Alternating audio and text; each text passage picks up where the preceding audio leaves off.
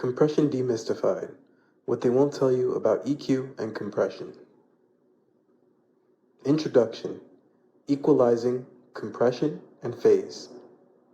A compressor limits and redefines dynamic range. They can do what equalizers do, but on a different scale and in time. Before we can go more deeply into the details of what compression is exactly and what a compressor does, we should first address the equalizer and see what that does. To begin, we'll use the equalizer to help teach ourselves what a compressor is actually doing.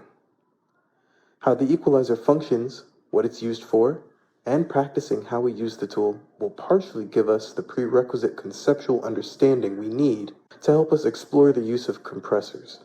Studying the equalizer can also help us imagine scenarios where the use of compressors would be tasteful stylistically or technically necessary when we're working with audio.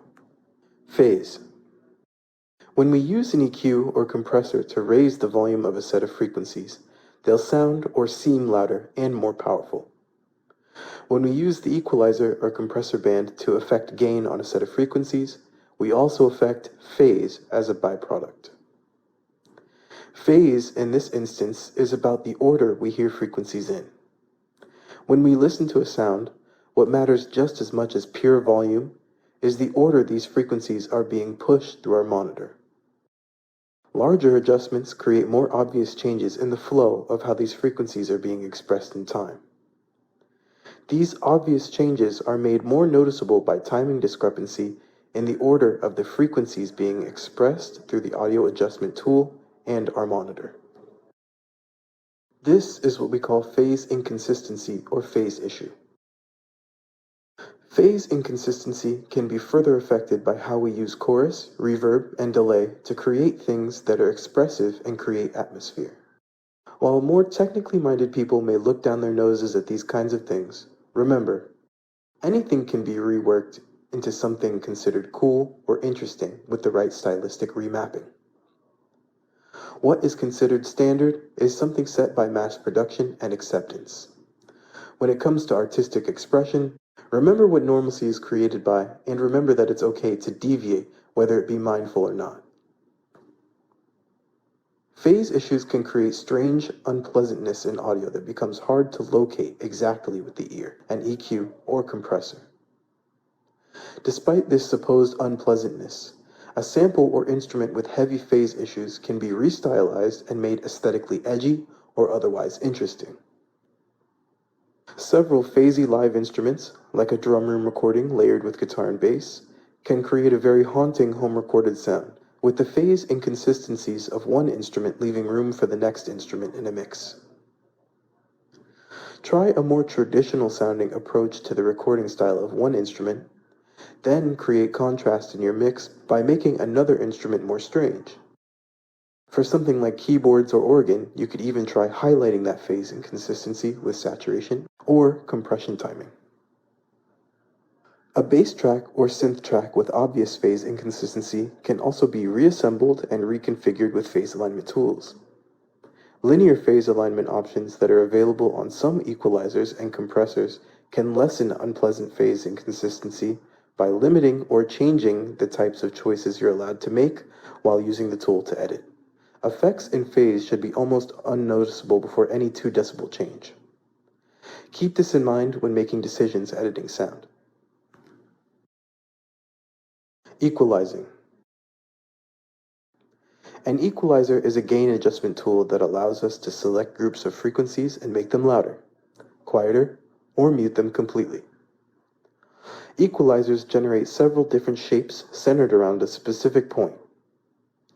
These shapes behave differently as our volume adjustments become more or less intense and affect nearby frequency groups in different ways. Here, we'll define the shapes. Bell, boost or attenuate a selected band of frequencies. High-pass filter, low-cut filter, attenuates low frequencies. Low shelf, boost or attenuate frequencies below a set frequency. Tilt shelf, creates a specific frequency point where frequencies higher than this point will be boosted and the ones lower will be attenuated, or in reverse. The higher end will be attenuated while the lower end is boosted. High shelf.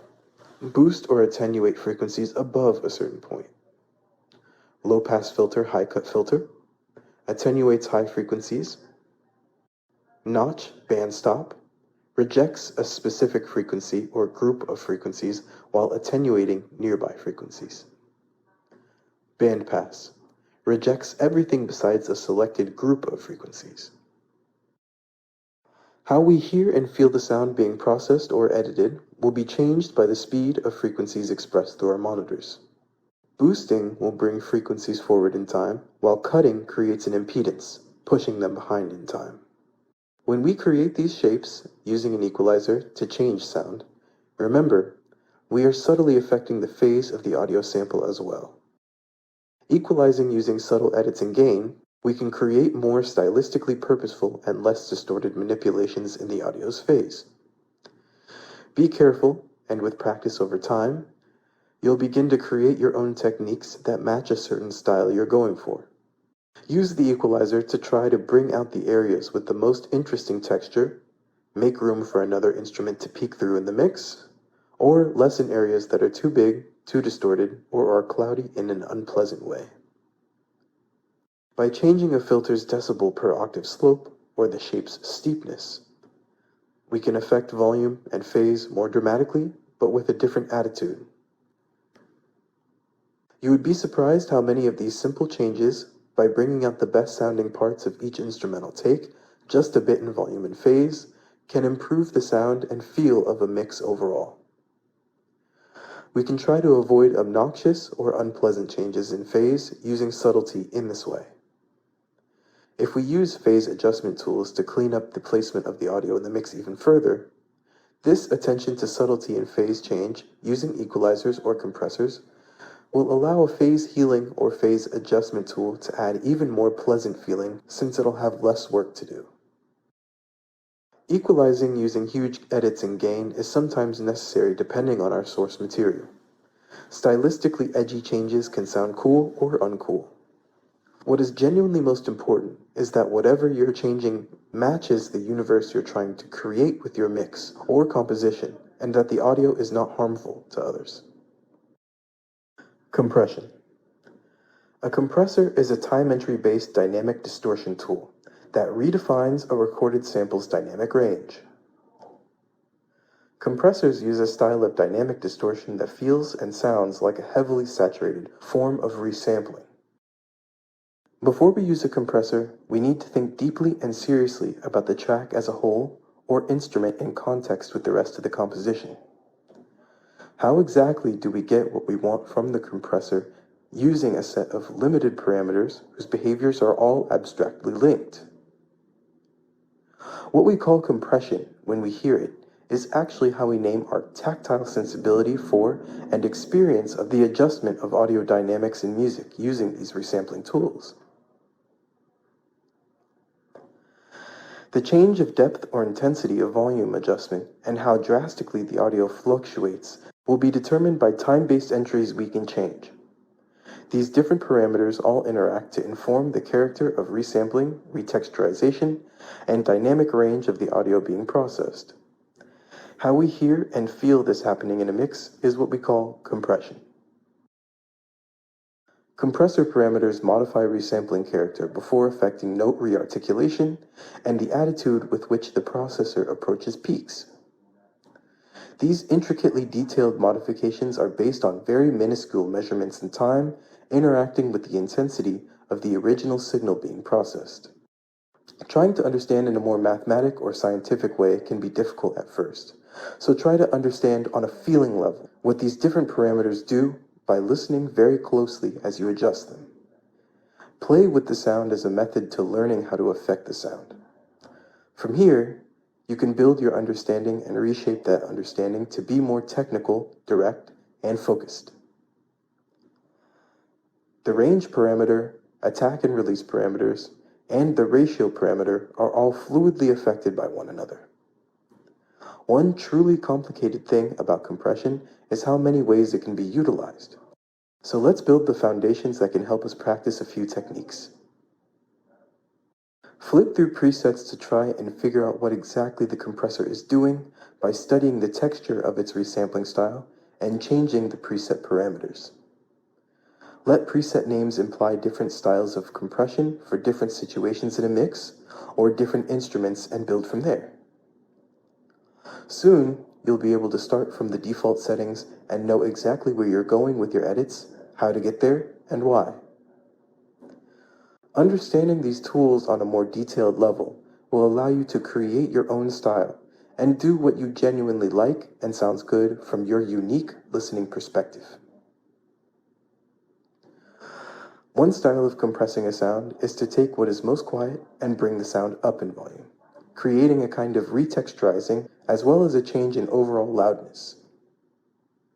This style of layering an aggressively compressed sound with the original sample is a technique known as parallel compression.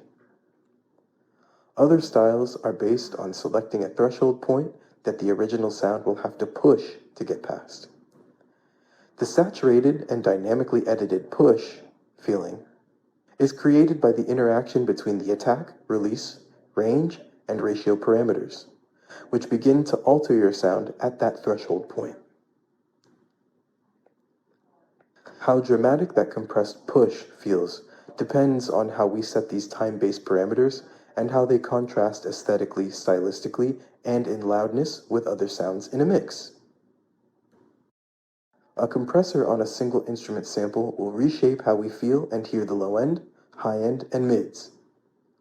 A compressor on an instrument group can limit or restructure dynamic range while retexturizing the articulation or attack of the instruments on a very fine scale. This, in some situations, can make them feel more synchronized and uniform texturally. This is what producers call glue. Creating a mix is about focusing on the overall dynamic ratio. This dynamic ratio is created by the layered pieces. In a mix, we piece together contrasting textures at changing dynamic ranges that we define and redefine with equalizers and compressors. The artistic and aesthetic context created by all of these pieces includes an abstracted empty space.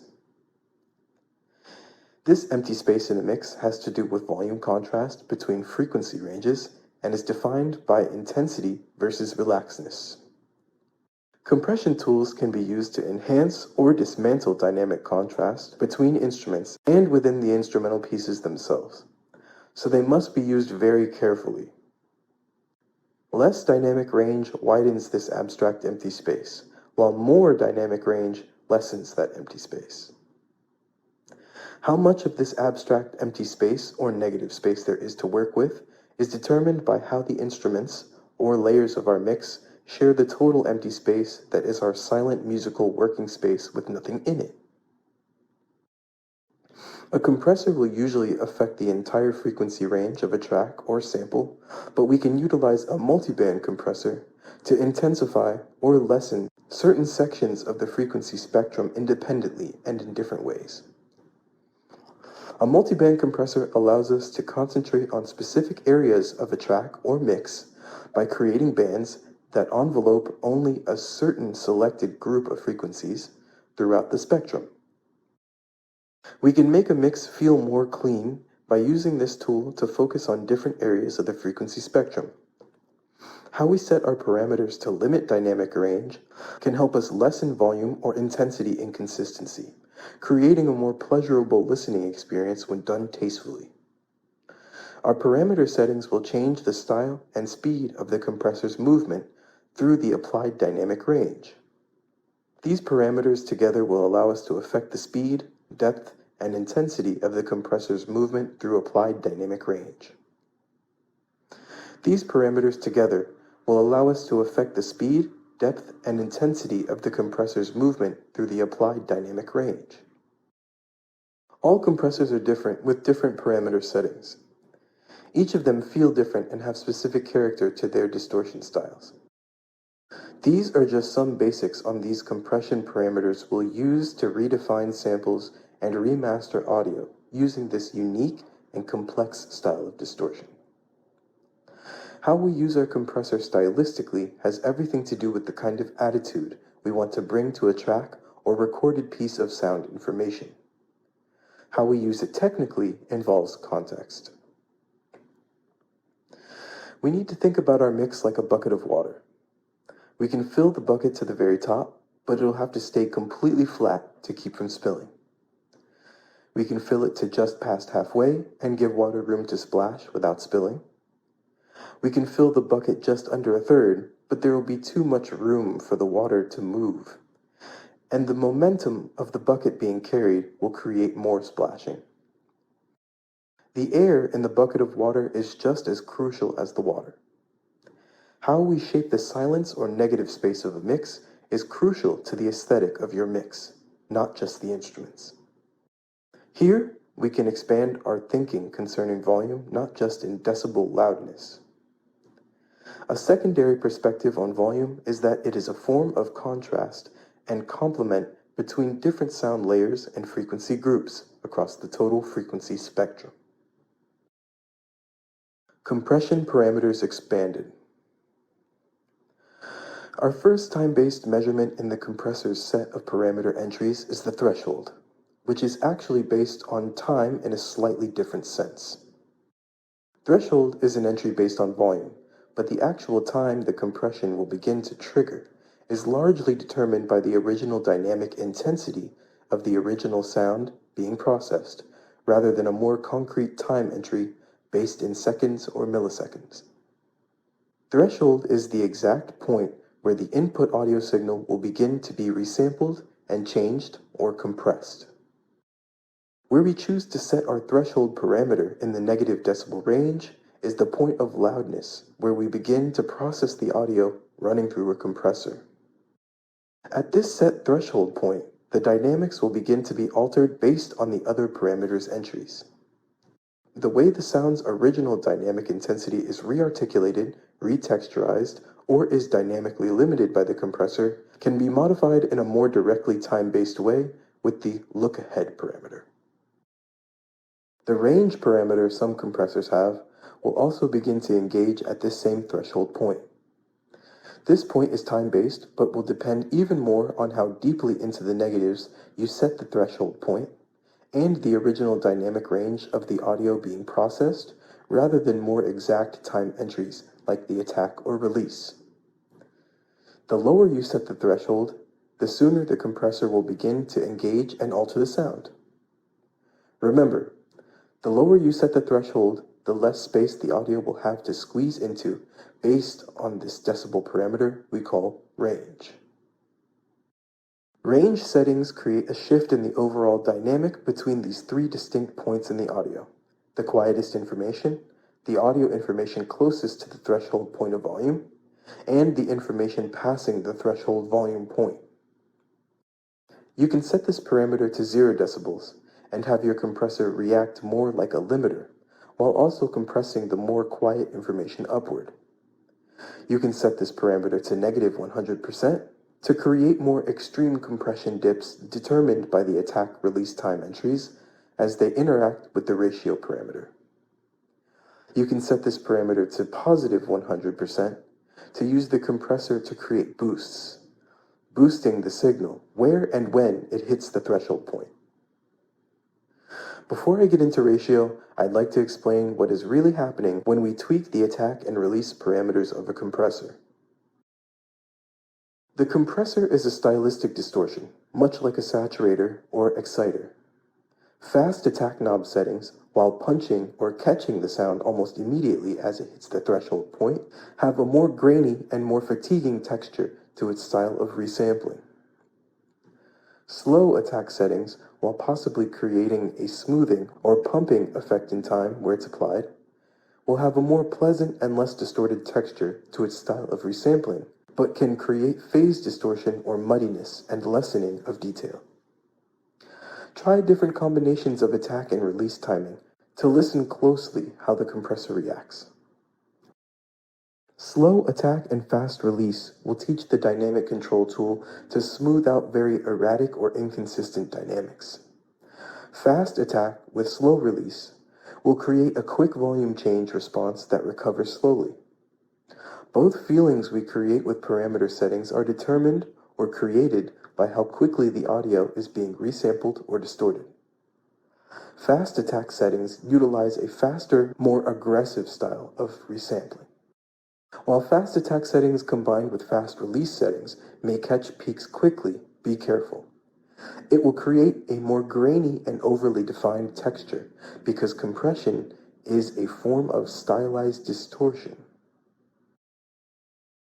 These entries are time-based, so think about how you want to use these tools to redefine dynamic range while bringing out rhythm and texture in order to tastefully create your artistic expression. Attack and release parameters are often thought about only for their more technical use as limiters or dynamic control tools. Our focus here is to use them as dynamic control tools as well as tools to retexturize our sound for the sake of making recorded samples more enjoyable or more interesting. What exactly qualifies as enjoyable is up to us as musicians and aestheticians. So try to experiment with different compressors in order to learn how they feel or sound. From there, you can be more like a sculptor, molding the pieces to fit the puzzle we call the mix more perfectly. What we consider to be perfect is up to us as artists. So use your biggest influences and inspirations as clues to determine your own vision for perfection when working with sound. Attack and release parameters are time-based and very specific. Try to move these parameters slowly and use your ears to listen for the sometimes very, very minuscule changes being made concerning the texture of how the sound is being approached by the compressor and changed. For a more compressed feeling or to engage the compressor earlier, we can either turn the input up, increase the ratio, lower the threshold, or increase the look-ahead volume. Fast attack and fast release will create an effect more like pure saturation excitement, and how much of this effect you will get will depend on not only the attack release times, but on where the threshold is set and the ratio setting. Slow attack, slow release will make audio feel more stable and more subtle, and have the compressor approach the audio with a more subdued attitude. Range sets dynamic limits, and the ratio affects the intensity or attitude of the audio being stretched or smushed to fit within that redefined space with limited dynamics. Low ratio settings will make the audio change sound and feel less dramatic, while higher ratio will distort the sample more to fit exactly within that limited and manually set dynamic range in time, which is determined by the range parameter interacting with the release parameter. By setting the ratio parameter to 100 with a low range setting, you can use a compressor to react like a limiter. High ratio, high range can create huge jumps in dynamics when the signal hits the threshold point. Low ratio, low range creates a more limited, subtle feeling depending on where you set your threshold point. We can use subtle ratio settings to create subtle redefinition of dynamics and smoothing of note articulation. Try setting your ratio 2:1 or 4:1, and then changing the threshold parameter. Here you can try to learn the texture of the compressor's resampling intensity, sense of character, and how the compressor is changing with the sample. Setting your ratio to 100% allows you to use the compressor as a limiter and limit a signal at the threshold point. How the compressor redefines audio based on these time-based parameters can be affected even more intricately by the knee and look-ahead parameters. The knee is tied to the attack parameter in that both affect the exact texture and pronunciation of the audio's restyling or resampling. The knee parameter at its most intense will create more of a dense, punchy feeling, whereas its least intense creates a puffy, softer feeling that is less obviously distorted. Take your time to examine the unique texture changes created by the knee parameter at different intensities. The look ahead is another time-based setting that will allow the compressor to begin to engage just before the threshold is reached by the input audio being processed. We can use the look ahead to grab an instrument or vocal track early without having to begin compressing at a lesser volume, which can lead to overcompressing as we lower the threshold point. Look-ahead settings can also affect the smoothness of the resampling texture applied by the compressor's processing, much like the attack and knee parameters. Feeling like a second form of attack or knee, try listening for how the look-ahead parameter input alters how the compressor approaches the input audio based on every active parameter input's combined interaction. Conclusion. Equalizers are used to create stylistic inconsistencies in phase, along with spikes or dips in energy throughout the frequency spectrum that constantly define and redefine the basic stylistic structure work of what we call genre. When you're finding places to boost and dip with an equalizer, when you're finding groups of frequencies to reset dynamically with a multiband compressor, try focusing on the overall volume and dynamic shift of the areas you're selecting. Question how the textures of the instrumental take being affected by your parameter changes are molded by the parameter changes you're making to redefine dynamics. Contrast and context create exciting and engaging compositions and mixes. Keep this in mind while you're in the composition stage. This may allow you to be more actively mindful while engaging your remastering tools in order to redefine recorded samples of your performances. With these audio enhancement tools and performance samples, we can build a more stable, consistent, yet interesting experience for listeners that we call the track or album. From here, we can try to begin to think of the mix in its entirety as a puzzle, with all of the instrumentation as smaller stylized pieces. We can imagine the mix as a painting, with the processed instruments as different colors, with texturized brushstroke patterns. How we envision these pieces fitting perfectly together and stylized sound is up to us as artists. If these changes can be made tastefully and somewhat close to what some call industry standard, then the chances that it can be listened to and genuinely enjoyed by others will be greater. This is where we can use tools to modify techniques or sounds that may be seen as unprofessional in quality as stylistic, symbolic, and even poetic when paired with our unique expressions as producers or composers. These are the choices that aestheticians behind the instrument and mixing board make to create completely new expressive styles. Using these tools to the best of our abilities may take a lot of active listening, comparison, practice, and active use time. Over time, the changes you're making with an equalizer or compressor will feel more apparent, and your ability to get exactly what you're looking for from these tools will be more precise and concise. Eventually, you'll know where exactly you'd boost or cut by frequency range without any visual representation or having listened for very long. The choices we make using these tools are all based on two things: stylistic deviation from what is perceived as industry standard sound, combined with our personal taste, created by the subconscious library of audio art we've experienced that is subtly holding influence over what we believe sound should feel like.